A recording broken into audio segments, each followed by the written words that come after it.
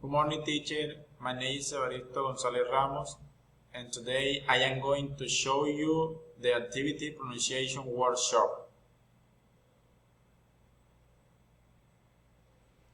I played soccer with my friends on Saturday. Many people in Colombia drink coffee every day. My favorite sport is soccer. My mother and my father live together. I can speak English and Spanish. I listen to music in my free time.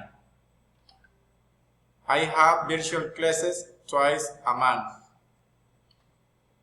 I visit my parents 4 times a week. The teacher is teaching us how to pronounce correctly. She is cooking a delicious dinner for us. I am studying English to improve my learning. I watch television with my family every night. There are many delicious food in our country. I would like to go to USA to improve my English. I ride my motorcycle every day.